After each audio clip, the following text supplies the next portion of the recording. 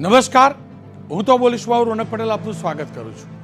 હું તો બોલીશનો આજે સતત 994 એપિસોડ અને સતત 994 એપિસોડના બે મુદ્દા છે.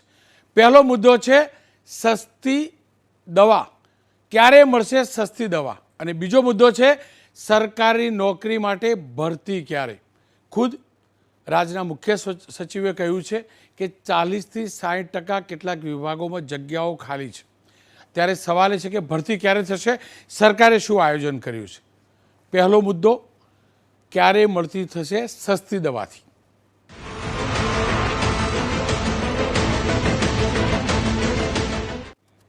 દેશના નાગરિકોને સસ્તી આરોગ્ય સેવા મળે તે માટે કેન્દ્ર સરકાર અને રાજ્ય સરકારે અનેક પ્રયાસ કર્યા છે. અનેક આવકારદાયક પ્રયાસ થયા પણ છે, યોજનાઓ આવી પણ છે, તેનો સારી રીતે અમલ પણ થયો હશે. પરંતુ એક યોજના એવી છે જેની ઉપર સરકારે વિશેષ ધ્યાન આપવું જરૂરી છે અને સરકારનું વિશેષ ધ્યાન દોરવું પણ જરૂરી છે. આપ તમામ લોકો જાણો છો, પ્રધાનમંત્રી જન ઔષધિ યોજના. આ યોજના અંતર્ગત દેશભરમાં 9082 જન ઔષધિ કેન્દ્રો છે, જ્યારે ગુજરાતમાં 522 પ્રધાનમંત્રી જન ઔષધિ કેન્દ્રો આવેલા છે, જેમાંથી 1759 જેટલી દવાઓ અને 280 જેટલા સર્જિકલ સાધનો મળવા જોઈએ, મળતા હોય છે. યાદીમાં દેશના 746 જિલ્લા પૈકી 743 જિલ્લાઓમાં જન ઔષધિ કેન્દ્રો છે, જે તમામ પ્રકારના રોગોને આવરી લે છે. આ દવાઓ બ્રાન્ડેડ દવા કરતાં 50થી 90% સસ્તી હોય છે. નાણાકીય વર્ષ 2021-22 દરમિયાન 893 કરોડની દવાનું અહીંથી વેચાણ થયું છે. ટૂંકમાં કહું તો જન ઔષધિ કેન્દ્રની અંદર જે દવાઓ મળે છે, જેનેરિક દવાઓ હોય છે, જે બ્રાન્ડેડ દવા નથી હોતી, પરંતુ કન્ટેન્ટ જે છે તે બ્રાન્ડેડ દવા જેટલો જ હોય છે, પણ એની કિંમત 50થી 90% ઓછી હોય છે. એનો મતલબ જો જન ઔષધિ કેન્દ્રોની અંદર દવા વધુ મળતી થાય, તમામ દવાઓ મળતી થાય, તો આપણા નાગરિકોને જે મોંઘી દવા બજારમાંથી ખરીદવી પડે છે, બજાર એટલે કે બ્રાન્ડેડ કંપનીઓની ખરીદવી પડે છે અને મોંઘી સારવાર પડે છે, એની અંદર 50થી 90%નો કાપ આવી શકે છે. રાજ્યમાં જન ઔષધિ કેન્દ્રો છે, પરંતુ અનેક ઠેકાણાથી ફરિયાદો આવે છે કે જન ઔષધિ કેન્દ્રોમાં અનેક પ્રકારની દવાઓનો જથ્થો ઉપલબ્ધ નથી હોતો અથવા તો તેની શોર્ટેજ હોય છે. એબીપી અસ્મિતાની ટીમે અલગ અલગ શહેરોમાં આની ચકાસણી કરી. સૌપ્રથમ મેં રાજકોટમાં ચકાસણી કરી, તો રાજકોટના જન ઔષધિ કેન્દ્રો ઉપર દવાનો જેનેરિક દવાઓનો જથ્થો ખૂટ્યો છે. રાજકોટ શહેરમાં 40 જન ઔષધિ કેન્દ્રો આવેલા છે, પરંતુ અત્યારે એક પણ કેન્દ્રમાં ડાયાબિટીસ, બ્લડ પ્રેશરની અમુક દવાઓ ઉપલબ્ધ નથી. આશ્ચર્યની વાત તો એ છે કે ન માત્ર જન ઔષધિ કેન્દ્ર, પરંતુ રાજકોટ સિવિલ હોસ્પિટલમાં આવેલા જેનેરિક સ્ટોરમાં પણ અમુક દવાઓનો જથ્થો નથી. સામાન્ય રીતે ગરીબ અને મધ્યમ વર્ગ માટે જન ઔષધિ કેન્દ્રો આશીર્વાદરૂપ હોય છે, પરંતુ દવાઓ આ ન મળતા ન છૂટકે બ્રાન્ડેડ કંપનીની મોંઘી દવા લેવી પડે છે. રાજકોટની વાત કરીએ તો જન ઔષધિ કેન્દ્રો પર કઈ કઈ દવાઓની શોર્ટેજ છે, તો આપ ગ્રાફિક્સમાં જોઈ શકશો. ઇન્સ્યુલિન રેગ્યુલર વાયલ નથી, ઇન્સ્યુલિન 30/70 એમ્પ્યુલ નથી, રાજેબલ પ્રજોલ 20 mg ટેબ્લેટ નથી, રોસોવાસ્ટિન 10 mg પ્લસ એપ્રિન 75 mg કેપ્સ્યુલ નથી. આવી જ રીતે કેટલીક દવાઓ એવી છે જે આવતી જ નથી. ડાયાબિટીસની ઇમ્પ્લોફાઇઝોન 25 mg નથી મળતું, મગજની એસ્ટ્રીટલોપ્રોમ 5 mg નથી મળતું. આ જ પ્રકારે ડાયાબિટીસની દવા નથી મળતી, બ્લડ પ્રેશરની દવાઓ કેટલીક નથી. અને વડોદરામાં પણ આ જ પ્રકારની સ્થિતિ છે. વડોદરામાં જન ઔષધિ કેન્દ્રો ઉપર માનસિક બીમારી, ડાયાબિટીસ અને બીપીની દવાઓનું ન હોવાનું સામે આવ્યું છે. વડોદરામાં 25 જેટલા પ્રધાનમંત્રી જન ઔષધિ કેન્દ્રો છે, જેમાં ડાયાબિટીસ, બીપીની દવા નથી. એસએચજી હોસ્પિટલ, ગોત્રી હોસ્પિટલ અને મેન્ટલ સરકારી હોસ્પિટલમાં જન ઔષધિ કેન્દ્રો ખુલ્યા ચોક્કસ છે, પરંતુ દવાઓની અછત જોવા મળે છે. આ જ પ્રકારે જામનગરની અંદર અમે ચકાસણી કરી, તો અહીંયા પણ 8 જેટલી જેનેરિક દવાઓનો સ્ટોક નથી અને કેટલીક દવાઓ સદંતર બંધ થઈ ચૂકી છે. સુરતની અંદર પણ આ જ પ્રકારે અમે પૂછપરછ કરી, તો વિક્રેતાઓનું કહેવું છે કે દવાઓની અછત છે, પણ જે દવા મળતી નથી તે ગ્રાહકોને મંગાવી આપવામાં આવે છે. 10થી 15 દિવસમાં દવા આવતા થાય છે, જેના કારણે ન છૂટકે જે પણ દર્દી છે અથવા એના સગાવાલા છે એ બ્રાન્ડેડ દવા ખરીદે છે. કુલ મળીને જેનેરિક સ્ટોર અને આ પ્રકારની યોજના આવકારદાયક છે. પ્રધાનમંત્રીએ શરૂ કરેલી આ યોજના ઘણી આવકારદાયક છે, પરંતુ એમાં જે જરૂરી દવાઓ છે એનો જથ્થો પર્યાપ્ત માત્રામાં પહોંચાડવો જરૂરી છે. એટલું જ નહીં, આનો વ્યાપ વધારી ખાનગી જે કેમિસ્ટ છે એમના સુધી પણ જો આ દવા પહોંચાડવામાં આવે તો સ્વાભાવિક રીતે સામાન્ય નાગરિકોને સસ્તી દવા મળે અને દવાની પાછળ ખર્ચો ઓછો થાય તો સ્વાભાવિક રીતે ગરીબ માણસ પણ બહારથી દવા ખરીદી શકે અને આરોગ્યની પૂરી એની કાળજી લેવાઈ શકે. ફરીથી કહું છું, અનેક પ્રયાસો થયા છે, પરંતુ જ્યાં કમી છે ત્યાં સરકારનું ધ્યાન દોરવું જરૂરી છે. મારી સાથે ડૉક્ટર અનિલ પટેલ જોડાયા છે, વ્યવસાય ડૉક્ટર પણ છે, ભારતીય જનતા પક્ષના નેતા પણ છે. જશવંતભાઈ પટેલ પ્રમુખ છે કેમિસ્ટ્રી એસોસિએશનના. ડૉક્ટર હેમાંગભાઈ વસાવડા કોંગ્રેસના નેતા છે. હેમાંગભાઈ, આપ આ વ્યવસાય સાથે જોડાયેલા છો, આપનું આકલન શું રહ્યું છે? રોનકભાઈ, બહુ સુંદર ટોપિક છે અને આમાં ક્યાંય પોલિટિક્સ નહીં આવે એવું હું ખાતરીપૂર્વક કહું છું. અને અનિલભાઈને વિનંતી એ કરું છું કે એબીપી અસ્મિતાના આ પ્રોગ્રામના દર્શકોને સાચી માહિતી પહોંચે એ આપણે બંને જણા કરશું. સૌથી પહેલું, જન ઔષધિ આપે કીધું, બ્રાન્ડેડ દવા અને જીનેરિક દવા. જે કન્ટેન્ટના નામથી મળે એ જીનેરિક દવા કહેવાય. હું મારું કોઈ પણ વક્તવ્ય શરૂ કરું એ પહેલા ચોક્કસ કહું કે આ જે જન ઔષધિની પ્રક્રિયા છે એ ગરીબ દર્દીઓ માટે ખૂબ આશીર્વાદસમ છે, એમાં કોઈ બેમત નથી. હવે જીનેરિક દવા એટલે શું? કોઈ પણ નવી દવા શોધાય એટલે રજિસ્ટર્ડ પેટન્ટ એક્ટ મુજબ જે તે કંપની જેણે એમાં રિસર્ચમાં ખર્ચો કર્યો છે, દવા બનાવવા માટેનો ખૂબ ખર્ચો આવે, એક નવી દવા બનાવવી હોય તો પ્રાણીઓ ઉપર એનો ટેસ્ટ થાય, પછી માણસોના સેમ્પલ ઉપર ટેસ્ટ થાય, પછી સરકાર એને મંજૂરી આપે, પછી એ બજારમાં આવે. એટલે એને પેટન્ટ લો નીચે એ કંપની આ દવાને પેટન્ટ કરે અને પેટન્ટ કરે એટલે એના સિવાય બીજી કોઈ કંપની દવા બનાવી નથી શકતી. એટલે કંપની પોતાના ધાર્યા ભાવ એ દવાઓના લે. જ્યારે પેટન્ટ એક્ટ નીચે પેટન્ટ રિલીઝ થઈ જાય, પેટન્ટનો ગાળો અમુક વર્ષોનો ફિક્સ હોય છે, 12 વર્ષ, 7 વર્ષ, ત્યારે પછી એ દવા બધી જ કંપની બનાવી શકે અને એ જીનેરિકમાં કન્વર્ટ થાય.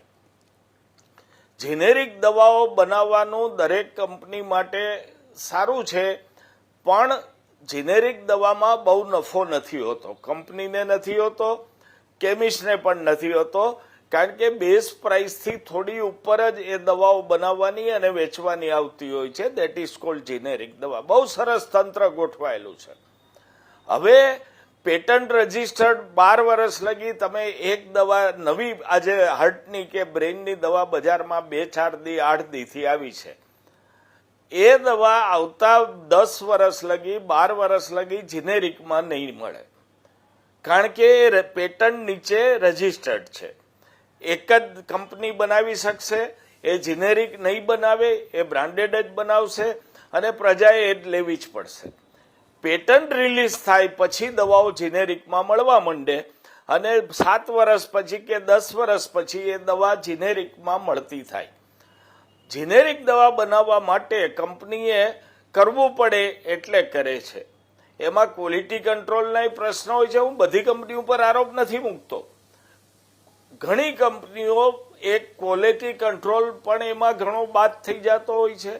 બાયો અવેલેબિલિટી કહેવાય. તમે 500 મિલીગ્રામની દવા લીધી તો એ દવામાં 502, 506 મિલીગ્રામ દવા હોવી જોઈએ જ્યારે બને ત્યારે, અને દર્દી લે ત્યારે 500, 495 મિલીગ્રામ દવા શરીરમાં જવી જોઈએ. એને બદલે 460, 450 એટલી દવા એમાં જીનેરિકમાં જતી હોય છે, કારણ કે ક્વોલિટી કંટ્રોલ રાખતા નથી. આ બધા પ્રશ્નોનો ઉકેલ ચર્ચા દ્વારા, જે નેક્સસ છે ફાર્મા કંપનીઓનું કાર્ટેલ છે, એ તોડીને જો કરવામાં આવે તો દેશની જનતાને આ યોજનાથી ઘણો ફાયદો થઈ શકે એમ છે. સારી યોજના છે, પણ ક્યાંક આપણે જોયું છે, હું અનિલભાઈ તમને નથી કહેતો, સરકારોના હાથ બંધાઈ જાય છે. કોઈ પણ કારણસર કાર્ટેલ બની જાય, યુનિયન બની જાય, એ બધાને કારણે અમુક કડક અમલવારી કાયદાની થઈ શકતી નથી.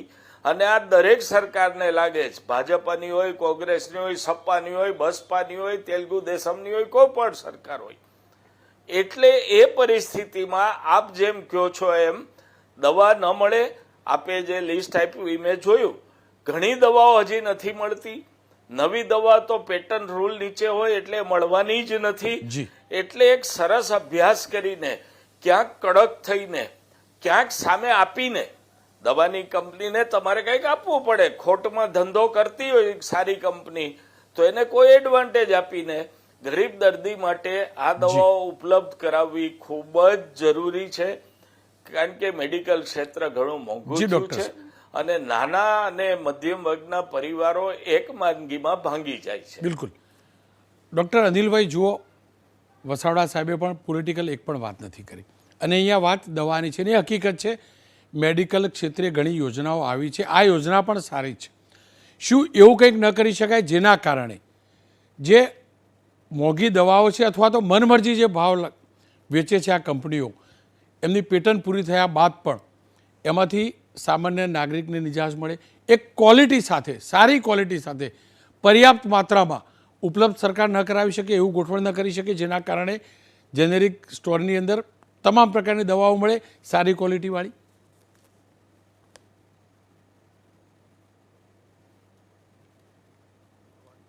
અનિલભાઈ, અનિલભાઈ અવાજ મળી રહ્યો છે? જી હા, હવે મળી રહ્યો છે. અનિલભાઈ, એવું આયોજન ન થઈ શકે કે જેનેરિક દવાઓ તમામ સ્ટોરની અંદર ઉપલબ્ધ હોય, ક્વોલિટીવાળી ઉપલબ્ધ હોય, જ્યારે જરૂર હોય એટલે ઉપલબ્ધ હોય, આવું ન સેટ થઈ શકે? રોનકભાઈ, હેમાંગભાઈને મેં સાંભળ્યા, એમણે આખી દવાઓના સંદર્ભમાં જનરિક દવા, પેટન્ટ દવા, બ્રાન્ડેડ દવા, આ બધી જ બાબતોની વાત કરી. અને આપે આપની ઓપનિંગ રિમાર્કમાં પણ કેટલીક વસ્તુ બતાવી કે કેટલીક જગ્યાએ કેટલીક દવાઓ મળી નથી. જો નરેન્દ્રભાઈની ગેરંટી છે કે દેશના ગરીબમાં ગરીબ અને મધ્યમ વર્ગના નાગરિકને સસ્તી આરોગ્ય સેવા મળે, ક્વોલિટીવાળી આરોગ્ય સેવા મળે, આયુષ્યમાન ભારત યોજના છે. હવે જેને લાંબો ટાઈમ ક્રોનિક ડિસીઝીસને કેટલાક એક્યુટ ડિસીઝીસ છે, એના માટે જે દવાઓ છે એ સસ્તામાં સસ્તી દવાઓ મળે એવો પ્રયત્ન નરેન્દ્રભાઈ સરકારે કર્યો છે. એમની ગેરંટી છે કે 50%થી 90% સુધી જે બ્રાન્ડેડ દવાઓ છે એની સામે આ સસ્તી દવાઓ મળે. હવે આપે પણ કહ્યું ટોટલ સંખ્યા, અત્યારે જે લેટેસ્ટ આંકડો છે મારી પાસે, એમાં સરકારની જે મનસા છે એ આ પ્રકારની સેવા આપવાની છે. એટલે 1965 દવાઓ જે આપે બતાવ્યું દવાઓ જૂની, એ માર્ચ સુધીનો અહેવાલ છે અને 293 સર્જિકલ આઇટમ, આટલી વસ્તુઓનો ઉમેરો થયો છે. 10,000 છેલ્લે લેટેસ્ટ આંકડા પ્રમાણે 10,000 કરતાં વધુ કેન્દ્રો, જન ઔષધિ કેન્દ્રો આખા દેશમાં કાર્યરત છે. ઉત્તરથી શરૂ કરીને દક્ષિણથી માંડી નોર્થ ઇસ્ટથી શરૂ કરીને પૂર્વ પશ્ચિમ બધે જ છે. દેશના બધા જ રાજ્યો અને અંડરટેકિંગ્સમાં છે, યુટીઝમાં છે. સરકારની ઈચ્છા છે કે આ પ્રકારની દવાઓ સતત સસ્તી, સારી ગુણવત્તાવાળી મળે. હવે આપે પણ જે બતાવ્યું છે, મને લાગે છે કે સરકારે જે ડિસ્ટ્રીબ્યુશન નેટવર્ક એક ગોઠવ્યું છે, એમાં સરકારે ગોરેગાંવમાં એક વેરહાઉસ મુખ્ય બનાવ્યું છે અને બીજા 3 વેરહાઉસીસ, એક આપણા સુરતમાં બી છે, એક ચેન્નાઈમાં છે અને એક ગુવાહાટીમાં છે. એટલે વેરહાઉસીસમાં આ દવાઓનો સ્ટોર થાય. ટોટલ દેશના બધા જ રાજ્યોમાં 36 ડિસ્ટ્રીબ્યુશન કેન્દ્ર છે. એ કેન્દ્ર દ્વારા આ દેશની 10,000 જન ઔષધિ કેન્દ્રો છે, એમાં આ દવા પહોંચે છે.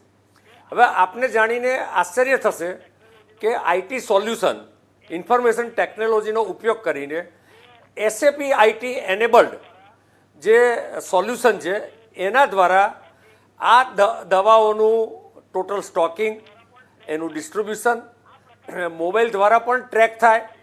આ પ્રકારની એક વ્યવસ્થા ગોઠવાઈ છે અને એન્ડ યુઝર એટલે કે જે ઔષધિ કેન્દ્રમાં જે લોકો દવા લેવા જાય છે એને આ સારી દવાઓ મળે એ પ્રકારની એક સિસ્ટમ ગોઠવેલી છે. એનું સતત મોનિટરિંગ થાય છે. હા, આપે બતાવ્યું છે તો ક્યાંક કેટલીક જગ્યાએ કેટલીક દવાઓ કદાચ અછત ટેમ્પરરી થઈ હોય અથવા તો જે તે કેન્દ્રમાંથી ડિમાન્ડ જે તે સમયસર થવી જોઈએ એ ન થઈ હોય એવું પણ બને. મને એક્ઝેક્ટ કારણ ત્યાંનું ખબર નથી, પણ આખી જે ડિસ્ટ્રીબ્યુશનનું જે નેટવર્ક છે એ આઈટી એનેબલ છે, એટલે ઇન્વેન્ટરીનો સ્ટોક કેટલો છે જી એનું પણ ધ્યાન રહેશે. કઈ જગ્યાએ ત્યાં એનું લોજિસ્ટિક ટ્રાન્સફર થઈ રહ્યું છે એનું પણ મોનિટરિંગ થાય છે. કેટલી ડિમાન્ડ આવી રહી છે, કઈ દવાઓની વધારે ડિમાન્ડ આવી રહી છે એનું પણ મોનિટરિંગ થાય છે. અને આ દવાઓની ક્વોલિટી મેન્ટેન કરવા માટે NABL દેશમાં જે સરકારે એમ્પેનલ કરી છે ત્યાં આ દવાઓની દરેક બેચનું, હું કહું છું શબ્દ વાપરું છું, દરેક બેચની રેન્ડમ ચેકિંગ થાય છે, દરેક બેચની અમુક દવાઓનું સ્ટ્રીપ્સનું. એટલે જે WHO અને GMP સ્ટાન્ડર્ડ એક દવાની સંદર્ભમાં ગણાય છે, જે હેમાંગભાઈ અને જસુભાઈ જાણે છે, એના દ્વારા સ્ટ્રીક એનું ચેકિંગ થાય છે. 99% દવાઓમાં ક્યારેય ગરબડ ગણાઈ નથી ને કદાચ 1% થઈ હોય તો એ દવા રિજેક્ટ કરવામાં આવે. જી બીજું, જે કંપનીઓ એમાં સરકારની CPSU છે અને પ્રાઇવેટ કંપનીઓ પણ છે કે જે આ પ્રકારની દવા સપ્લાય કરે છે. જે દવાઓ સપ્લાય કરે છે એ બધી ટેન્ડર પ્રક્રિયાથી થાય છે, એટલે કોમ્પિટિશનના કારણે સસ્તી પણ મળે છે. મેં જેમ NABL અને WHO GMP સ્ટાન્ડર્ડ કીધું એ પ્રમાણે એનું ચેકિંગ બી થાય છે, રેન્ડમ ચેકિંગ થાય છે. અને આ બધી જ કંપની સાથે સતત સપ્લાય કરવો એ પ્રકારનો કોન્ટ્રાક્ટ છે. અને જો એમાં ફેલ જાય તો એમાં પેનલ્ટીના ક્લોઝ છે. એટલે સરકારે દરેક બાબતોની ચોકન્ના રહીને આ પ્રકારની પરિસ્થિતિનું નિર્માણ ન થાય એવો પ્રયત્ન, જ્યુડિશિયસ પ્રામાણિક પ્રયત્ન કર્યો. અને આ આખું મોનિટરિંગ સદનસીબે આપણા રાજ્યના જ મનસુખભાઈ માંડવિયા જોઈ રહ્યા છે. મને એવું લાગે છે કે કદાચ આ કેટલીક જગ્યાએ ટેમ્પરરી થયું હોય, કાં તો જે તે દવાઓને સરકારની લેબોરેટરી દ્વારા રિજેક્ટ કરવામાં આવી હોય કોઈ કંપનીની ચોક્કસ દવાઓને, અથવા પછી કંપનીનો સપ્લાય સમયસર ન કર્યો હોય અને સરકારે એને પેનલ્ટી કરી હોય. આવો કોઈ ટેકનિકલ ઇસ્યુ હોઈ શકે, પરંતુ મોદી સરકારની ગેરંટી છે કે ગરીબમાં ગરીબ માણસોને આ દવાઓ સસ્તા ભાવે મળે.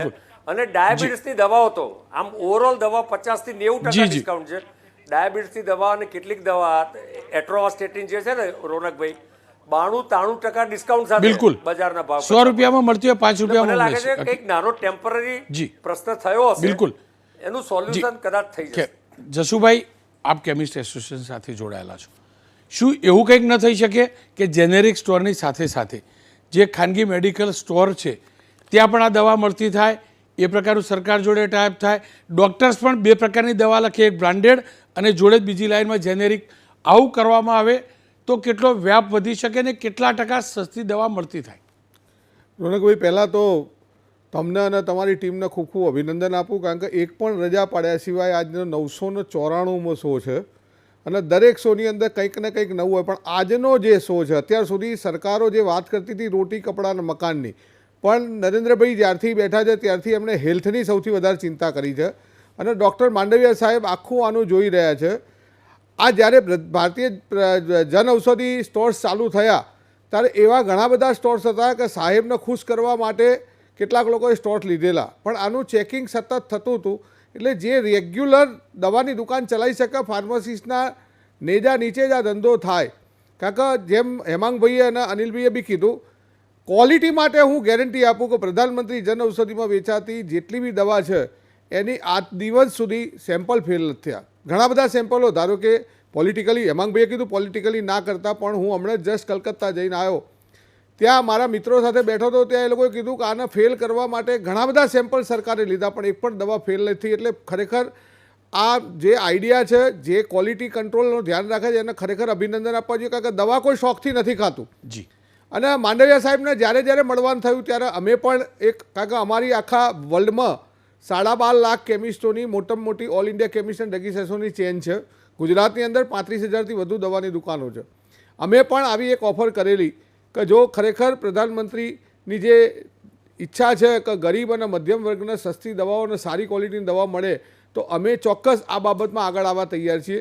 અમારી જે મેડિકલ સ્ટોર્સ છે એની અંદર સીધા 12.5 લાખ, આજે આખા ઇન્ડિયાની અંદર પોપ્યુલેશન જોવા જાઓ તો 140 કરોડ છે. એની સામે 9,000 સ્ટોર્સ ટોટલ ખુલ્યા છે.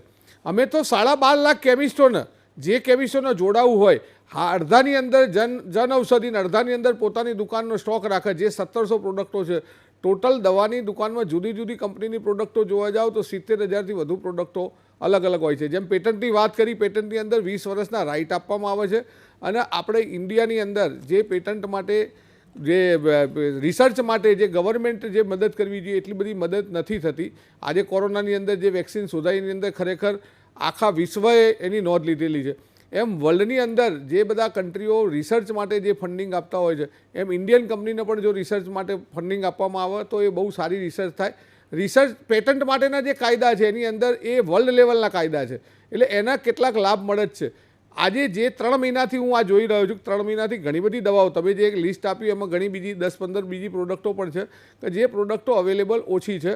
ડિસ્ટ્રીબ્યુશનનું અત્યારે જે રીતે દરેક સ્ટેટમાં જ્યાં જરૂર પડે ત્યાં 2 ડિસ્ટ્રીબ્યુટરો રાખેલા છે, વેરહાઉસો બનાવેલા છે, પણ જરૂર લાગે ત્યાં અમારો કેમિસ્ટ એસોસિએશન સરકાર અમને કહેશે ચોક્કસ આમાં કમાવું નથી, લોકોના હેલ્થ સાથે ચેડા ના થાય અને સારી દવા સસ્તી દવા લોકોને મળી રહે, લોકો નાનામાં નાનો માણસ દવાની અછતથી એનું અકાળે મોત ના થાય એના માટે જ્યારે પણ, કારણ કે હું લગભગ 47 વર્ષથી દવાના વ્યવસાય સાથે જોડાયેલો છું અને મારા એસોસિએશનની અંદર છે 2-5% લોકો ખોટું કરવાવાળા છે, હું ના નથી પાડતો, પણ બાકીના લોકો આ બધી જ સેવાઓમાં જ્યાં જ્યાં સંસ્થા અમારો all India chemist and drug એસોસિએશનના જે પ્રેસિડેન્ટ છે જગન્નાથ શિંદે સાહેબ અને રાજીવ સિંગલજી, એ લોકોએ 2 થી 3 વખત અમે માંડવિયા સાહેબને પણ કીધું છે કે સાહેબ તમે આમાં અમારી જે મદદની જરૂર હોય અમે ચોક્કસ નફો કરવો એના માટે દવા લઈને બેઠા છીએ. હા ચોક્કસ પરિવાર લઈને બેઠેલા છીએ એટલે આની ઉપર નભીએ છીએ, પણ એવું નથી કે અમારે ક્યાંક વધુ નફો કરવો છે. પણ સરકાર જ્યારે મધ્યમના ગરીબ વર્ગ માટે જો સેવા કરતી હોય તો અમે આખા ઇન્ડિયાના 12.5 લાખ કેમિસ્ટો આની અંદર જોડાવા તૈયાર છીએ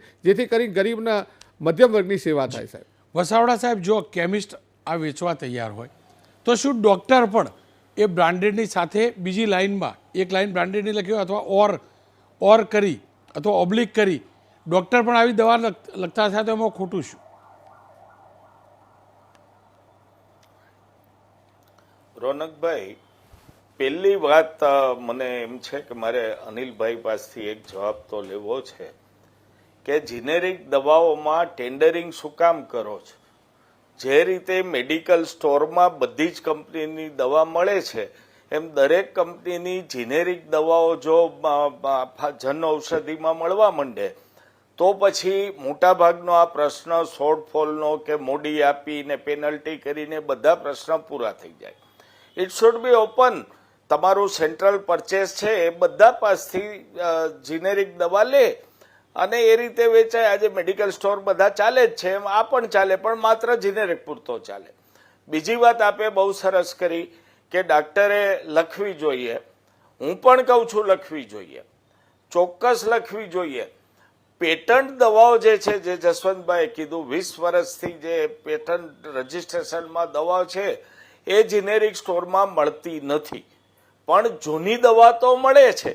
હવે મારે પેશન્ટને લેટેસ્ટ દવાથી ટ્રીટ કરવો છે તો હું જીનેરિક કઈ રીતે લખું? મારે બ્રાન્ડેડ જ લખવી પડે કારણ કે એ હજી મળતી જ નથી. એટલા માટે ડોક્ટરો બધી જ જીનેરિક દવાઓ લખે એ શક્ય નથી બનતું. નવી નવી દવાનો ઉપયોગ કરવો પડતો હોય છે ટ્રીટમેન્ટમાં અને એને લીધે આ પ્રશ્ન થતો હોય છે. પણ જે દવાઓ અવેલેબલ છે જીનેરિક, એ ચોક્કસ જીનેરિક લખવી જોઈએ અથવા દર્દીને કહેવું જોઈએ. ઘણા બધા ડોક્ટરો કહે છે અને સિક્કો પણ મારે છે કે તમે જીનેરિક દવા લઈ શકો છો. જી અનિલભાઈ, ટૂંકમાં તમારો જવાબ જોતો હતો. શું ડૉક્ટરોએ આ પ્રેક્ટિસ શરૂ ન કરવી જોઈએ જે પેટન્ટ નથી થયેલી અને જે ઓપન છે એના માટે આ પ્રક્રિયા શરૂ ન કરવી? મને યાદ છે વચ્ચે આ સર્ક્યુલર બહાર પડ્યો, પાછો ખેંચાઈ ગયો હતો. ફરજિયાત હું નથી કહેતો ફરજિયાત લખવી જ, પણ ઓપ્શનલ તો લખી શકાય ને? હું ત્રણેય બાબતના જવાબ આપું. એક તો હેમાંગભાઈએ પ્રશ્ન પૂછ્યો કે શા માટે ટેન્ડરિંગ. જો મોટાભાગની કંપનીઓ ગુજરાતની છે અને સરકારની પ્રક્રિયામાં ટેન્ડરિંગ ન કરે તો ભવિષ્યમાં કેટલાક લોકો જે સમજ નથી, હેમાંગભાઈ તો ડૉક્ટર જેટલા આખી વિષય સમજે છે, પણ અણસમજુ લોકો વહાલા દવલાની નીતિ સરકાર અપનાવી રહી છે એમ કરીને બિનજરૂરી આક્ષેપ કરે. બીજું ટેન્ડરિંગ થાય તો ઓવરઓલ ભાવ પણ થોડો આપણને સસ્તો મળે. નંબર 2, જસવંતભાઈ કેમિસ્ટ એસોસિએશનના પ્રમુખ તરીકે હું બહુ વર્ષોથી ઓળખું છું. એમણે ભૂકંપમાં અને ફ્લડમાં જ્યારે ગુજરાતમાં આવ્યું તો અમારા ત્યાં કોથળા ભરીને દવાઓ એમણે આપી છે, સેમ્પલો, અને અમે અનેક મેડિકલ કેમ્પમાં ઉપયોગ કર્યો છે, સેવા પાવી છે. એટલે એમની જે રજૂઆત છે કે ભાઈ 12.5 લાખ કેન્દ્રોનો કેવી રીતે ઉપયોગ થાય, સરકાર વિચારે કે પ્રેક્ટિકલી કેટલું એમાં શક્ય છે, આક્ષેપ પ્રતિ આક્ષેપ ન થાય અને સારી રીતે સેવા, કારણ કે લોકો પણ સેવા કરવા માંગે છે. હું જસુભાઈને તો ઓળખું છું. ત્રીજો આપણે પ્રશ્ન પૂછ્યો કે ડૉક્ટરો જનરિક દવા કેમ નથી લખતા અથવા કેમ ના લખી શકે. જો હેમાંગભાઈએ પણ કેટલીક મુશ્કેલી કીધી. હું એક ડૉક્ટર તરીકે આપનો એક પ્રવક્તા તરીકે કહેતો નથી કે મોટાભાગના જે કન્સલ્ટન્ટ ડૉક્ટર છે કે જેમાં મોંઘી દવાઓ આવે છે, લાંબો ટાઈમ દવાઓ લેવાની છે, એમાં કોઈ પણ બ્રાન્ડ નેમ લખ્યું હોય એની નીચે જનરિક કન્ટેન્ટ કયા કયા છે મોટે ભાગે લખ્યા હોય છે. સામાન્ય રીતે diabetes, blood pressure, analgesic, antibiotic આ બધામાં લખ્યા હોય છે. કેટલીક વિટામિનના કોમ્બિનેશનો છે જેમાં જનરિક નામ લખવા શક્ય નથી, કારણ ઘણીવાર 10-10, 12 એનું કોન્સન્ટ્રેશન જુદી જુદી કંપનીઓમાં જુદું જુદું હોય. પણ ઓવરઓલ એટલું આપણા એબીપીના માધ્યમથી ચોક્કસ કહીશ કે 100માંથી 99.5 ડૉક્ટરનો કોઈ વેસ્ટેડ ઇન્ટરેસ્ટ આમાં કોઈ દવા લખવાનો હોતો નથી. જેમ આટલા બધા લાખો ડૉક્ટરમાં પેશન્ટ કોઈ ચોક્કસ ડૉક્ટર પાસે જાય એમ કદાચ કોઈ ચોક્કસ ડૉક્ટરને ચોક્કસ કંપનીની દવામાં વિશ્વાસ પણ હોય. આવું પણ બની શકે છે. અને અહીંયા બેઠેલા ત્રણેય લોકોએ જનરિક દવાઓ સારી ક્વોલિટીની આવે છે એ બધી જ વાત કહી છે. એટલે હું આપને ચોક્કસ કહીશ કે મોટાભાગના દવાઓ એમાં જે કન્સલ્ટન્ટ લેવલના દવા જે ડૉક્ટરો છે એ બધા લખે છે. જે જનરલ પ્રેક્ટિશનર પ્રકારના ડૉક્ટર છે તો જનરિક દવા જ વાપરે છે, જે લોકો ડિસ્પેન્સ કરે છે. બહુ ઓછા ડૉક્ટરો એવા હશે કે જેમાં બ્રાન્ડ નેમ લખ્યું હોય અને કદાચ અંદર જનરિક કન્ટેન્ટ ન લખ્યું હોય. જ્યાં કોમ્પ્યુટરાઇઝ પ્રિસ્ક્રિપ્શન થાય છે, આપ પણ કન્સલ્ટન્ટ ડૉક્ટરને બોલાવીને ચેક કરી શકો છો. પણ આની પાછળનો હેતુ કોઈ વેસ્ટેડ ઇન્ટરેસ્ટ નથી, એ હેમાંગભાઈ બી સ્વીકારશે અને કેમિસ્ટ એસોસિએશનના પ્રમુખ જસવંતભાઈ પણ સ્વીકારશે. ખેર, આપ ત્રણેયનો ખૂબ ખૂબ આભાર. મારો પ્રયાસ હતો જ્યાં અછત છે એ વાત સરકાર સુધી પહોંચાડવાનો, મારો પ્રયાસ હતો સામાન્ય નાગરિક સુધી એ વાત પહોંચાડવાનો કે જેનેરિક દવા અવેલેબલ હોય છે, જેનેરિક દવા છે જે બ્રાન્ડેડ દવા કરતાં સસ્તી મળે છે. ડૉક્ટર્સનો વેસ્ટર્ન ઇન્ટરેસ્ટ ન હોય માની શકાય, પણ એ આવકારદાયક છે કે ડૉક્ટર જેવી રીતે દવા લખ્યા પછી કહે છે ક્યારે ક્યારે જમ્યા પહેલાં લેવી, જમ્યા પછી લેવી, સવારે લેવી, બપોરે સાંજે, એ જ રીતે જેનેરિક દવાની સમજ આપવા પાછળ વધુ 2 કે 3 મિનિટ પણ ખર્ચે તો સામાન્ય દર્દીનો ખર્ચ ઘણો ઘટી જાય અને આરોગ્યની સુવિધા ઓછા ભાવે સારી રીતે આપણો દર્દી, આપણો નાગરિક મેળવી શકે.